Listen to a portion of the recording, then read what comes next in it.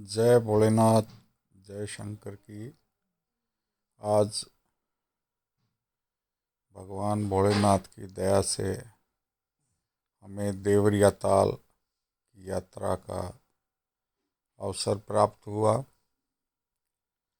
देवरिया ताल, जब आप कुंड से चमोली की तरफ जाओगे तो रास्ते में ताला गांव पड़ता है।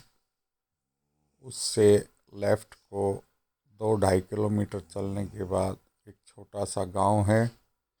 उस गांव से देवरिया ताल जाने के लिए पगडंडी मार्ग है। वैसे तो लिखा हुआ है कि 2.5 किलोमीटर है, लेकिन ये कम से कम 3.5 किलोमीटर के करीब की चढ़ाई है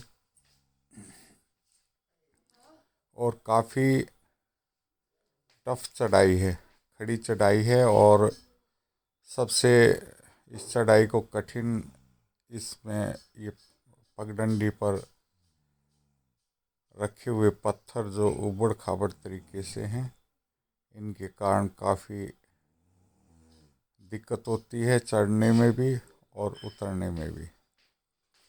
ये वो ताल है जिसका महाभारत महाकाव्य में वर्णन किया गया है।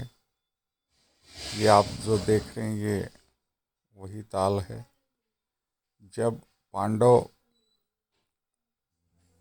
स्वर्गारोहण के लिए जा रहे थे तो भगवान केदार के दर्शन करके वो बद्रीनारायण की तरफ जा रहे थे। रास्ते में युधिष्ठिर को बहुत ज़्यादा प्यास लगी। उन्होंने अपने छोटे भाई नकुल को पानी लेने के लिए भेजा।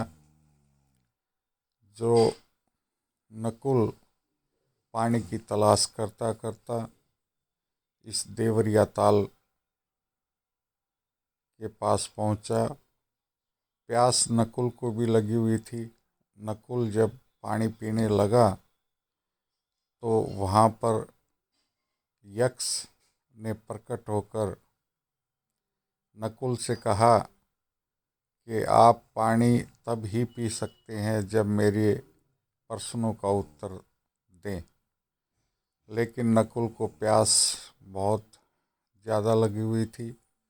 उन्होंने यक्ष की बातों को अनसुना किया और उन्होंने पानी पी लिया। बताते हैं कि पानी पीते ही नकुल अचेत अवस्था में हो गए और गिर गए। जब नकुल नहीं आया तो युधिष्ठिर ने अपने बाकी भाइयों को भी एक एक करके भेजा, लेकिन कोई भी वापस नहीं आया। तब युधिष्ठिर स्वयं तलाश करते करते इस ताल पर पहुँचे। युधिष्ठिर भी पानी पीने के लिए उद्धृत हुए तो यक्ष ने फिर वही बात कही कि पानी वही पी सकता है जो मेरे प्रश्नों का उत्तर दे। तब युधिष्ठिर ने कहा कि आप प्रश्न पूछिए। वैसे तो कहीं कहीं वर्णन आता है कि 5 ही प्रश्न किए थे, कहीं पर वर्णन आता है 100 प्रश्न किए थे। लेकिन वो प्रश्न बड़े अध्यात्म से ओतप्रोत थे। पहला प्रश्न युधिष्ठिर को ये पूछा गया कि पृथ्वी से भारी कौन है। युधिष्ठिर ने जवाब दिया कि पृथ्वी से भारी माँ है। दूसरा प्रश्न युधिष्ठिर ने कहा कि आकाश से ऊंचा कद किसका है। युधिष्ठिर ने जवाब दिया कि आकाश से ऊंचा कद पिता का है। तीसरा क्वेश्चन युधिष्ठिर से पूछा कि तिनकों के ढेर से ज़्यादा क्या है। युधिष्ठिर ने जवाब दिया तिनकों के ढेर से ज़्यादा चिंताओं का ढेर है। इस प्रकार काफ़ी प्रश्न पूछे गए और युधिष्ठिर उनके जवाब देता रहा। यक्ष बहुत प्रसन्न हुए, उन्होंने कहा कि आप पानी पी सकते। युधिष्ठिर ने कहा कि पहले मेरे भाइयों को जीवित आप कर दीजिए। यक्ष ने कहा कि मैं एक को जीवित कर सकता हूँ। यहाँ पर युधिष्ठिर ने कहा कि हम कुंती के 3 हैं और माता माद्री के ये 2 नकुल सहदेव हैं, तो कुंती का तो मैं एक जीवित हूँ, मेरी माँ माद्री जो है उसका उसका भी जीवित कर दो। ये सुनकर यक्ष प्रसन्न हुए और 4 भाइयों को जीवित कर दिया। ये सामने जो ताल देख रहे हो, यही वो देवरिया ताल है जहाँ पर यक्ष और युधिष्ठिर के संवाद हुआ और यक्ष ने प्रसन्न होकर उनको पानी पीने दिया। ये काफ़ी हाइट पे है और ऊपर ये तकरीबन आधा किलोमीटर के एरिया में है। बताते हैं कि अगर हम 10 दिन बाद और आते तो यहाँ बर्फ़ पड़ जाती इसके किनारों पर।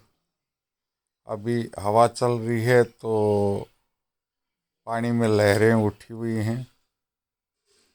बताते हैं कि पूरे हिमालय का दर्शन जब हवा नहीं चलती और मौसम साफ होता है तो पूरे हिमालय का दर्शन इस तालाब में ही उनके प्रतिबिंब रूप में हो जाता है।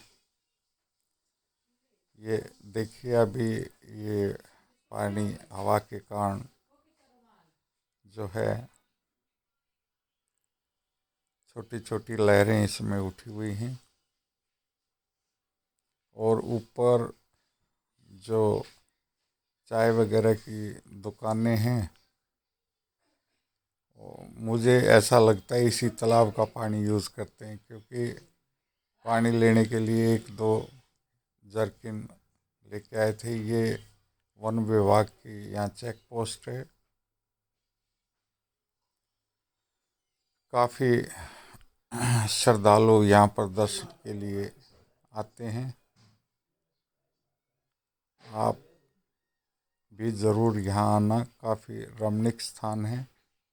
ये यात्रा बहुत ही सुखद और आनंदमय यात्रा है। जय भोलेनाथ, जय शंकर की। सभी को प्रणाम। जय भोलेनाथ, हर हर महादेव, जय शंकर की।